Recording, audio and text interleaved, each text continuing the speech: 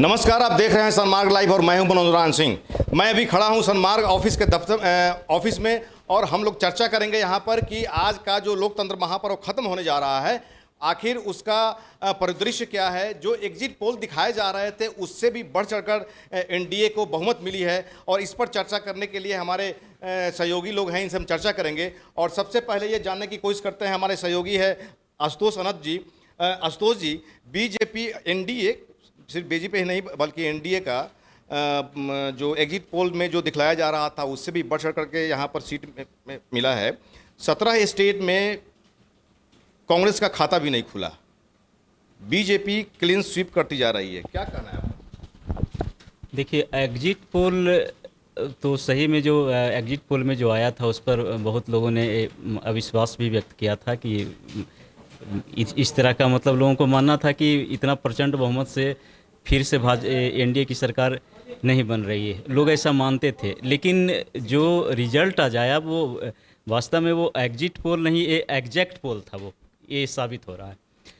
लेकिन इसमें देखना ये होगा कि बहुत सारे ऐसे वोटर थे जो बता नहीं रहे थे कि वो किसके पक्ष में है, वो मोदी को वोट करने जा रहे हैं या फिर अलग अलग राज्यों में जो महागठबंधन बना है या फिर जो प्रतिद्वंदी थे एनडीए के उसको वोट कर रहे हैं, ये बता नहीं रहे थे। लेकिन इन सब चीज़ों, आज का जो रिजल्ट है, इससे ये पता चल रहा है कि एक अंडर करंट था, एक लहर चल रही थी जिसको लोग समझ नहीं पाए और उसी का परिणाम हुआ कि एक बार फिर से मोदी बड़ी, मतलब प्रचंड बहुमत कहें या फिर कहें कि फिर से एक बार मोदी का जादू चला है और बड़ी, मतलब बड़ी बहुमत के साथ वहाँ पर जनता की खामोशी ने सारे आंकड़ों को धराशायी कर दिया।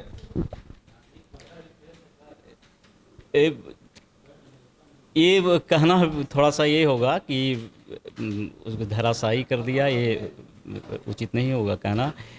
अलग अलग जगहों पर अलग अलग मुद्दे पर वोट पड़ते हैं और ख़ास करके जब हम यूपी की बात करें तो यूपी में ऐसा लग रहा है कि जो पहले लोगों को लग रहा था कि जब सपा और बसपा एक साथ मिल गए हैं तो वोटों का ध्रुवीकरण होगा और वहाँ पर बड़ी मार्जिन से ये दोनों दल टक्कर देंगे और अच्छी सीट लाएंगे।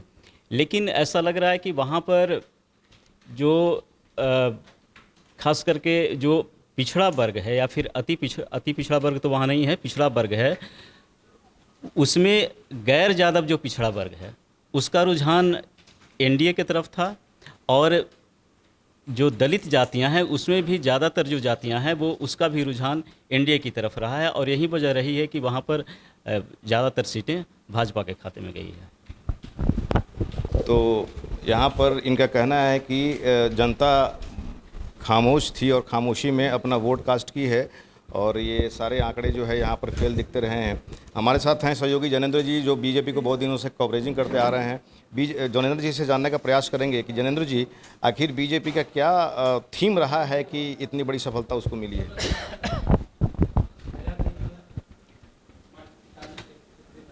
बीजेपी नहीं, एनडीए की शानदार जीत की पटकथा पुलवामा ने पहले लिख दी थी। कांग्रेस की न्याय योजना जो है राहुल गांधी ने बनाई, लोगों का भरोसे के लायक नहीं था, इसलिए कि वो दिलाने वाले थे और एक भेजने वाले थे। तो सरकार पीएम मोदी, केंद्र में पीएम मोदी की सरकार थी, उन्होंने लोगों के लिए कई योजनाएं ऐसी चलाई जिसका लाभ सार्वभौमिक था, अमीर गरीब छोटे बड़े हर तबकों को मिल रहा था। स्वाभाविक है कि उनके विकास के नारे को ज़्यादा बल मिला और देश की एकता और अखंडता के लिए उन्होंने जो करिश्माई व्यक्तित्व को अपना दिखाया उससे लोग गदगद थी। इसीलिए सारे धर्म संप्रदाय के लोगों ने उठकर उनको वोट किया है एनडीए को। और एक तरह से जो एग्जिट पोल दिखाया जा रहा था एनडीए के फेवर में, उससे भी बढ़ चढ़ करके एनडीए को सीट मिला है। बिहार में एक तरह से एनडीए क्लीन स्वीप की है। बिहार और झारखंड की बात करें तो यहाँ पर कांग्रेस का सुपड़ा साफ हो गया है। यहाँ पर कैसा देख रहे हैं, क्या परिदृश्य यहाँ पर? मैंने पहले कहा कि कांग्रेस जिन नारों के सहारे, जिन वादों के सहारे आगे बढ़ना चाह रही थी, जनता ने उसको नकार दिया, भरोसा नहीं किया उस पर। चूँकि विकास की इसकी जड़ में है और विकास के फ़ायदे से सभी लोग लाभान्वित हो रहे थे। एग्जिट पोल से भी बढ़ के नतीजे आए हैं। तो उसकी वजह ये है कि लोगों की भीड़ देख करके लोगों की भीड़ से ये अनुमान लगता था कि नहीं इतनी ज़्यादा सीटें नहीं आ पाएगी, टफ मुकाबला होगा। लेकिन सारी सीमाएं टूट गई, लोगों का विश्वास से भी विश्वास से भी उठ ज़्यादा सफलता मिली है। तो इसकी खास वजह है कि साइलेंट वोटर समाज में आज भी दबंग जातियों के डर से गरीब तबका, गरीब गुरबे बोल नहीं पाते हैं। वैसे मुंहबंद लोगों के वोट एनडीए में तब्दील हुए हैं, क्योंकि उनके घरों तक विकास पहुँचे हैं, उनके घरों तक योजनाओं के फायदे पहुँचे हैं, इसलिए इतना अप्रत्याशित नतीजा है। तो जैनेंद्र जी का कहना है कि पुलवामा जो कांड हुआ था उसी समय एनडीए की जीत की कहानी लिखी जा चुकी थी। अभी हम अवामी न्यूज़ में आ गए हैं। यहाँ पर हम लोगों के जो सहयोगी ब्रांड है अवामी न्यूज़, इसके संपादक हैं रहमानिया साहब। इनसे हम जानने की कोशिश करते हैं कि ये जो चुनाव परिणाम जो आया है इसमें 17 स्टेट में कांग्रेस का खाता भी नहीं खुला, इसका क्या कारण आप मानते हैं? देखिए, सबसे पहली बात तो यह है कि मोदी जी का अज़्म और उसकी हिम्मत और उनका हौसला, इसको मैं सबसे पहले सलाम करूंगा कि उन्होंने जिस जोश के साथ और जिस जज्बे के साथ इस इलेक्शन का सामना किया और उसमें वो पूरे तौर पर सफल रहे। जहाँ तक अपोजिशन के हारने की बात है तो उसके पीछे कई कारण हैं और कई वजूहात हैं जिसको एक लफ्ज़ में नहीं समेटा जा सकता है। बुनियादी तौर पर मैं ये कहूँगा कि उनका आपस में इंतशार, जैसे कि उन्होंने महागठबंधन का नाम तो दिया लेकिन अंदर खाना आप झांक करके देखें तो कहीं पर भी महागठबंधन नहीं था। तो जाहिर सी बात है उसका निश्चित तौर पर उसका फ़ायदा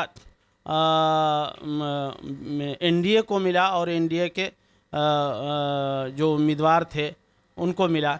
और दूसरी सबसे बड़ी बात यह है कि नरेंद्र मोदी जी जिस इरादे के साथ अपने उम्मीदवारों को सामने किया और वो शुरू से आखिर तक उसमें लगे रहे, उसमें कहीं भी कमी नहीं आई। यही वजह है कि उनका ये हौसला, इसी हौसले ने उनको इस जंग में जिताया है और मैं इस हौसले के ऊपर उनके उम्मीदवारों को भी सलाम करता हूं और आशा करता हूं कि इस मुल्क के लिए जिस उम्मीद के साथ उन्होंने इस प्रचंड बहुमत हासिल की है, अक्सरियत हासिल की है, वो इसी तरीके से लोगों के दिलों को भी जोड़ें और दिलों को भी फतह करें।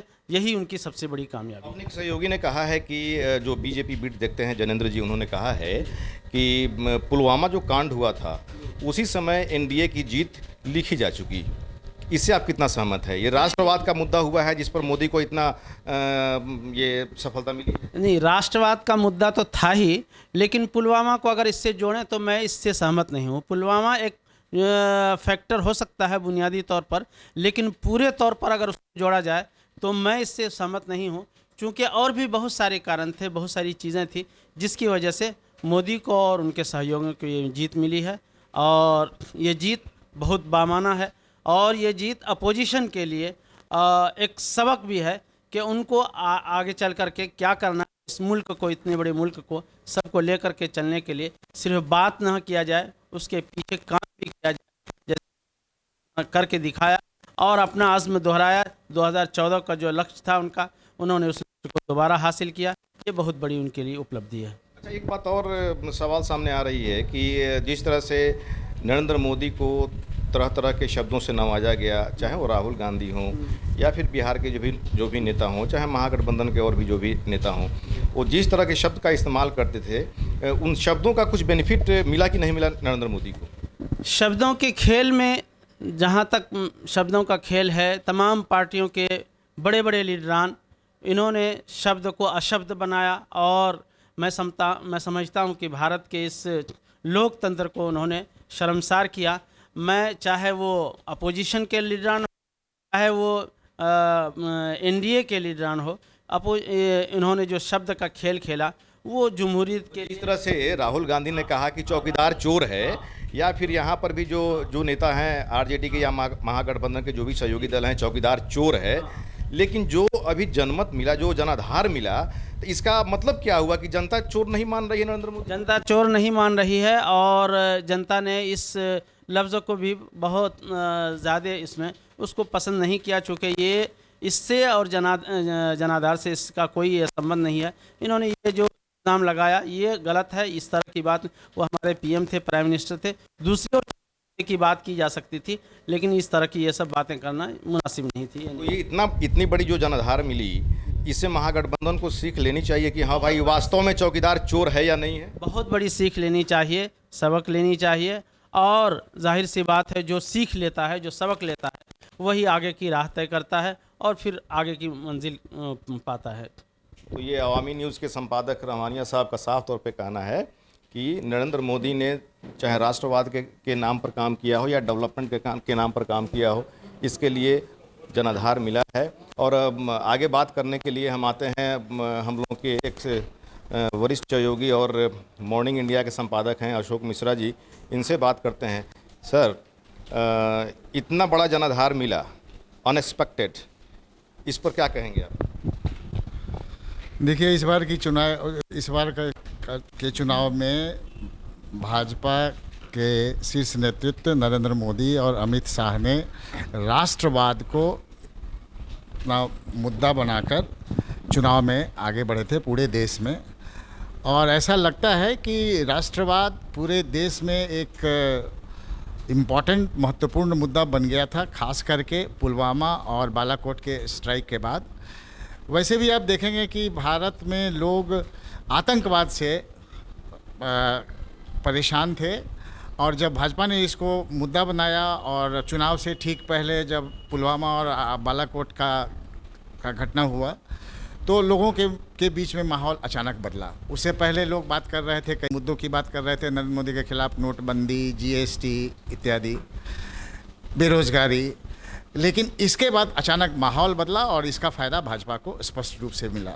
दूसरी बात यह है कि लोग जातिवादी पार्टियां जो हैं, खास करके नॉर्थ बिहार में, उनसे लोग परेशान हुआ करते थे। जिस जाति के समर्थक या लीडर अपनी जाति का नेता मानने के लिए या उस जाति का वोट हम इधर से उधर कर सकते हैं, वो क्लेम करते थे पहले, वो देख लीजिएगा कि चाहे वो कुशवाहा जी हों, उपेंद्र कुशवाहा जी हों, या जीतन राम मांझी जी हों, या ये विकासशील पार्टी के मुकेश सहनी हो, वो सारे के सारे धाराशायी होगा और भारी मतों से उन लोगों का पराजय। आपको क्या लगता है कि महागठबंधन के जो भी नेता हैं, ये सभी लोग जातीय समीकरण का खेला खेल रहे थे? अवश्य, सारे लोग जातीय समय, कोई मल्लाह का नेता बन रहा था, कोई कुशवाहा का नेता बन रहा था, कोई बिहार के जनता का नेता नहीं बनने की कोशिश कर रहा था। सब जातीय आधार लेके आगे बढ़ रहे थे। लालू जी जब आरक्षण के आने के बाद 1990 के बाद, तो लालू जी ने एक राजनीति की थी जिसमें सारे पिछड़े, अति पिछड़े जातियां एक साथ थी, लेकिन ये लोग अलग अलग घटक अपनी अपनी जातियों के नेता बन रहे थे। तो उससे तो एक जाति या दो जाति या कुछ कॉम्बिनेशन से आप विधानसभा, आप लोकसभा क्या, एक विधानसभा चुनाव नहीं जीत सकते। लेकिन अगर बात करें तो जहाँ पर 3 स्टेट में अभी जो कांग्रेस की जीत हुई है, छत्तीसगढ़, राजस्थान, एमपी में, वहाँ पर भी कांग्रेस का सुपड़ा साफ हो गया। तो कांग्रेस के पहले जीत के बाद, उस समय देखिए, उस समय ये मैंने आपको कहा था कि उस समय आतंकवाद और राष्ट्रवाद एक मुद्दा नहीं बना था। उस समय लोग परेशान थे नोटबंदी से, जीएसटी के लाभ क्या है और घाटा क्या है, उससे लोग परेशान थे। कई और मुद्दे थे, बेरोजगारी एक बड़ा मुद्दा था, लोगों को नौकरी देने की बात थी। तो इन मुद्दों पर बीजेपी के घेरने की कोशिश लोगों ने घेरने की कोशिश की और उसका फ़ायदा उन लोगों को मिला। लेकिन उसके बाद जब राष्ट्रवाद मुद्दा हो गया राष्ट्रीय परिप्रेक्ष्य में, तब इसका घाटा आपको दिख रहा है पूरे तीनों राज्यों में। तो ये यहाँ पर मामला जातीय समीकरण का है बिहार में, और अन्य जगहों पर देखें तो उस समय जो राष्ट्रीय जो मुद्दा था, जो पुलवामा कांड था, अशोक मिश्रा जी का साफ तौर पे कहना है कि राष्ट्रवाद का मुद्दा अभी हावी रहा है। बात करते हैं अपने वरिष्ठ सहयोगी मनोज जी से, जो सनमार्ग के संपादक हैं, इनसे जानने की कोशिश करते हैं कि आखिर इस तरह से क्लीन स्वीप मिला है, आखिर ऐसा क्यों? देखिए, क्लीन स्वीप मिलना, चूँकि लोकतंत्र में सब कुछ जनता के हाथ में है, जनता अपनी सरकार चुनती है और इस बार भी जनता ने जनादेश अपना दिया है। तो जो आश्चर्यजनक पहलू है या जिस पर आश्चर्य व्यक्त किया जा रहा है कि जो उम्मीद से भी अधिक कैसे मिला, तो ऐसी बात नहीं है कि उम्मीद से किसी को अधिक मिलता है। सबसे बड़ी बात रही कि एक तो एनडीए के सामने जो विपक्ष खड़ा था वो विपक्ष हर जगह बिखरा हुआ था। उत्तर प्रदेश में विपक्षी दलों का अपनी डफली, अपना राग, हर लोग अपने अपने रास्ते पर चल रहे थे। बिहार में कांग्रेस के साथ आरजेडी और हम और रालोसपा जैसे दलों का साथ तालमेल था। उत्तर प्रदेश में सिर्फ बहुजन समाज पार्टी और समाजवादी पार्टी थी। तो विपक्ष पूरी तरीके से देश में राष्ट्रीय स्तर पर एकजुट नहीं हो पाया। एक तो ये कारण रहा। दूसरी चीज़ कि जनता टुकड़ों की राजनीति करने में और छोटे छोटे गठबंधनों की राजनीति से ऊब चुकी थी, और इसका सबसे बड़ा ये संदेश और संकेत मिला है कि एनडीए के भी घटक दल हैं, एनडीए भी गठबंधन है, बावजूद उसके भारतीय जनता पार्टी को जो जनादेश मिला है वो पूर्ण बहुमत का जनादेश मिला है, ताकि कोई भी सरकार 5 साल तक बिना किसी दबाव के अस्थिर नहीं हो, स्थिर होकर काम कर सके। जो चुनाव परिणाम आए हैं, जो चुनाव परिणाम सामने हैं, उसको लेकर के तरह तरह के कयास लगाए जा रहे हैं, लेकिन लोकतंत्र में जितने भी कयास और अटकल हैं उनका कहीं कोई स्थान नहीं होता है। जनता ने अगर मत दिया, उसके बाद जो जनादेश मिला वो सीधे तौर पर ये जनादेश है कि नरेंद्र मोदी को देश की जनता दोबारा प्रधानमंत्री के रूप में देखना चाहती थी। अशोक जी ने कहा जात पात और क्षेत्रीय दलों की बात, तो क्षेत्रीय दल और जात पात की राजनीति से लोग वाकई ऊब चुके हैं। लोगों को चाहिए विकास, और विकास के लिए उनको चाहिए एक स्थिर सरकार। देश में एक स्थिर सरकार रहेगी, वो अपने तरीके से डिसीजन ले पाएगी, बिना दबाव के जब डिसीजन लेगी तो बेहतर काम होंगे। और सीधे तौर पर देश की जनता ने यही संकेत दिया है कि पिछले 5 साल में नरेंद्र मोदी की सरकार ने जो भी काम किया, कुछ तो वो काम उनके अधूरे भी हैं, कुछ ऐसे निर्णय आए जिस पर ये कयास लगाया जाने लगा कि इस बार मोदी की वो लहर नहीं है। लेकिन जो जनादेश जब सामने आया है उससे स्पष्ट है कि देश की जनता एकाध नकारात्मक निर्णयों को नज़रअंदाज करते हुए राष्ट्रहित में, राष्ट्र की सुरक्षा के नाम पर, विकास के लिए, और ख़ास करके जो डिलीवरी सिस्टम था, नरेंद्र मोदी सरकार की योजनाओं की जो डिलीवरी सिस्टम थी, उस डिलीवरी सिस्टम से जो गांव के लोग थे, जहां ये उम्मीद की जाती थी कि भारतीय जनता पार्टी वहां जा कर के पिछड़ जाएगी, लेकिन उन जगहों पर जो योजनाएं पहुंची हैं, जैसे उज्ज्वला योजना है, इन सारी योजनाओं का असर उन सुदूर जगहों पर भी पड़ा। और ये जो डिलीवरी सिस्टम, जो डायरेक्ट डिलीवरी सिस्टम हुई, योजनाओं का लाभ लोगों को मिला, और उसी का ये असर है कि लोगों ने इतने भारी बहुमत से एक बार पुनः नरेंद्र मोदी को 5 साल काम करने के लिए मौका दिया है। एक और सवाल सामने आ रहा है कि जिस तरह से महागठबंधन के नेता, चाहे वो राहुल गांधी हो, चाहे यहाँ पर बिहार में भी नेता हो, चाहे अन्य स्टेट में भी नेता हो, चौकीदार चोर है, चारों तरफ पूरे ऑल ओवर इंडिया में चौकीदार चोर है का नारा लोग लगा रहे थे। तो इसका कुछ समझ में नहीं आया कि चौकीदार चोर है, और जिस तरह से जनता ने जनाधार दिया है, तो इसमें क्या आप देख रहे हैं?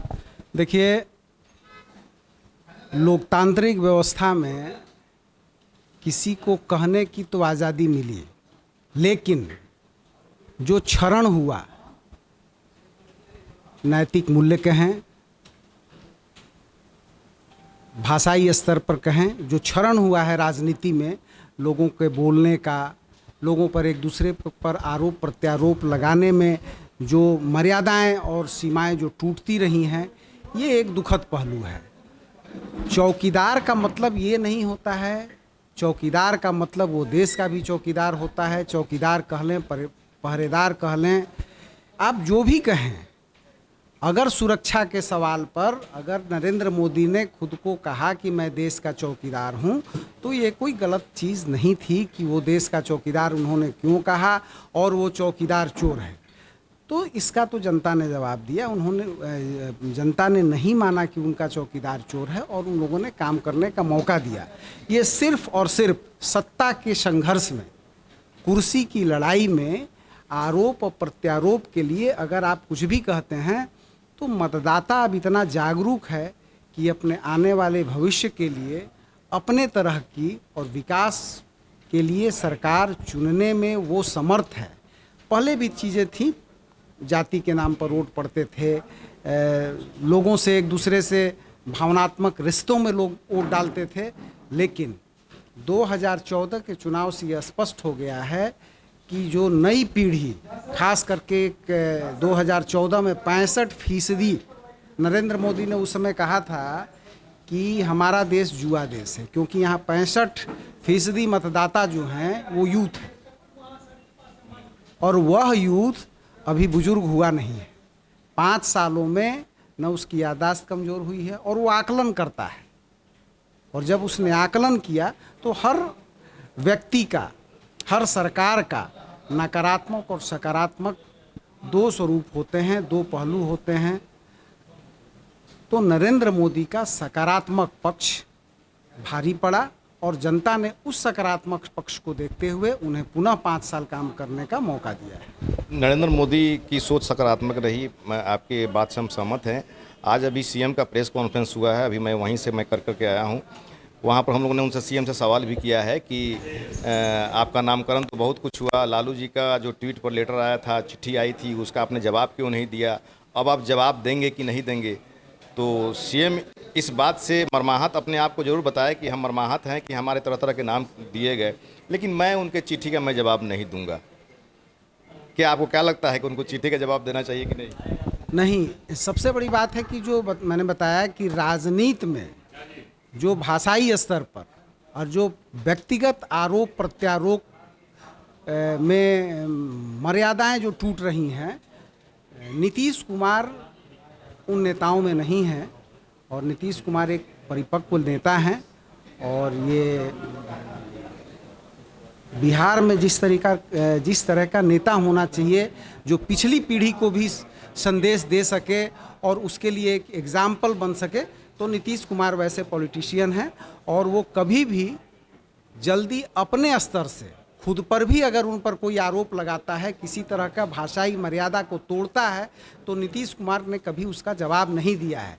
लेकिन नीतीश कुमार पर आरोप लगाने के संदर्भ में अगर किसी तरह की बातें होती हैं तो उसका जवाब वैसे लोगों को ज़रूर मिलता है।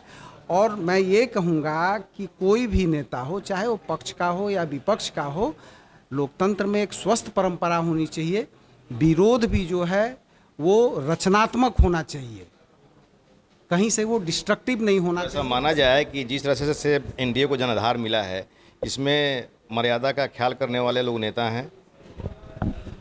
नहीं, हर दल में मर्यादाओं को कुछ लोगों ने तोड़ा है, अपनी भाषा से, अपनी बोली से, अपने आरोपों में उन्होंने मर्यादाओं को तोड़ा है। लेकिन आपने नीतीश कुमार के बारे में पूछा, तो नीतीश कुमार देश में गिने चुने लोगों में से एक ऐसे नेता हैं, अगर उन पर भी कोई आरोप लगाता है और कोई भाषाई मर्यादा को अगर तोड़ता है तो नीतीश कुमार पलट करके उस भाषा में उसको जवाब नहीं देते हैं। और नीतीश कुमार बराबर अपने भाषा, मर्यादा और राजनीति में शुचिता का उन्होंने बराबर ख्याल रखा है और शायद ये ज़रूरी है। और इसलिए मैं कहता हूं कि नीतीश कुमार गिने चुने नेताओं में से हैं जिन्होंने भारतीय राजनीति में शुचिता का ध्यान रखा है। तो नरेंद्र मोदी के साथ साथ यहाँ पर नीतीश जी भी मर्यादा का अपना ख्याल रखते हैं और ये स्वच्छ लोकतंत्र के लिए अच्छा संकेत में माना जा सकता है। अब हम लोग बात करेंगे अपने वरिष्ठ सहयोगी प्रधान संपादक हैं हमारे ज्ञानवर्धन मिश्रा जी से, और इनसे ये जानने की कोशिश करते हैं, अगर कंट्री वाइड हम बात करें तो जिस तरह से 17 स्टेट में कांग्रेस का सुपड़ा साफ हो गया, नॉर्थ ईस्ट में बीजेपी ने अपनी दस्तक दे दी, लेकिन एक सबसे बड़ा एक महत्वपूर्ण सवाल है कि देश का सबसे लिटरेट स्टेट केरल, जहां पर बीजेपी का खाता भी नहीं खुला, हालांकि वहां पर वाम दल का भी पोजीशन अच्छा नहीं है वहां पर, लेकिन ये जानने की कोशिश करते हैं कि इतने बड़े लिटरेट स्टेट में, इतना अच्छा लिटरेट स्टेट में बीजेपी का दस्तक क्यों नहीं हुआ? देखिए मनोज जी, भाजपा का खाता नहीं खुला, या आप ये क्यों नहीं बोलते हैं कि वाम दलों की स्थिति क्या है वहाँ, चाहे वो बंगाल का हो या केरला का हो, दोनों प्रांत को वाम दलों का गढ़ माना जाता था, आज वहाँ उसका कोई नामलेवा नहीं है। तो बीजेपी ने अपनी ओर से प्रयास शुरू की, पहल की, कुछ सफलता मिली है। आने वाले दिनों में बाजी मार सकती है वो। पश्चिम बंगाल में जिस तरह से अमित शाह अपना रैली किए, उसका बेनिफिट उनको मिल गया। आने वाले दिनों में केरल में भी वो मिलने वाला है, ऐसी बात नहीं है। लेकिन विश्लेषण इस पर होना चाहिए कि वाम दल के गढ़ में वाम दलों का सफाया क्यों, कमल का प्रवेश क्यों, भगवाधारी क्यों घुस रहे हैं। स्थिति इस पर है, इस पर नज़र दौड़ानी चाहिए और विवाद का, ये डिबेट का विषय ये होना चाहिए। तो ये तो पॉलिटिकली ये परिदृश्य हो गया, लेकिन ये हम लोग समझने का प्रयास हम लोग कर रहे हैं कि वहाँ के लोग लिटरेट हैं और जिस तरह से ऑल ओवर इंडिया में जनमत मिला है राष्ट्रवाद के नाम पर, डेवलपमेंट के नाम पर, क्या वहाँ के लोगों की ये सोच नहीं है कि डेवलपमेंट अच्छा हो रहा है तो बीजेपी की सरकार आनी चाहिए, नरेंद्र मोदी अच्छा काम किए हैं तो उनको वोट मिलना चाहिए? एक दिन में कुछ होता नहीं है, परिस्थितियां धीरे धीरे बदलती हैं। और आज राष्ट्रवाद के मुद्दे पर 17 राज्यों में कांग्रेस का सुपड़ा साफ हो गया, वो कांग्रेस मुक्त भारत की ओर बढ़ रहा है। तो आने वाले दिनों में देखिए, बंगाल में भी यह नज़र आएगा, केरल में भी यह नज़र आएगा। और यहाँ पर देखा जाए तो अमेठी से जो परंपरागत सीट रहा है राहुल गांधी का, वहाँ से उनका खात्मा हो गया। परंपरागत उसे नहीं कहेंगे, मतदाताओं का मूड किस वक्त चेंज हो जाए कहा नहीं जा सकता है। पिछली बार स्मृति ईरानी हार गई थी, इस बार जीत गई। तो व्यक्तिगत बातचीत, आरोप प्रत्यारोप, शब्दों का चयन और संसदीय शब्दों का प्रयोग, इन सबों को मतदाताओं ने बहुत करीब से देखा और महसूस किया कि इस बार एक मौका और जो राष्ट्रवाद का समर्थक हो, राष्ट्रवाद का पोषक हो, सामने परिणाम है आपके। तो तमाम इन हमारे वरिष्ठ सहयोगी से बात करने के बाद में ये बात सामने आ रही है कि देश की जनता यहाँ पर नरेंद्र मोदी पर भरोसा की है और जो भरोसा हुआ है और जो डेवलपमेंट का काम किया गया है, इसको लेकर के जो भरोसा है उस भरोसा को जताया है और आगे भी काम करने का अच्छा मौका दी है जनता यहाँ की। सहयोगी राकेश के साथ मनोज नारायण सिंह, पटना।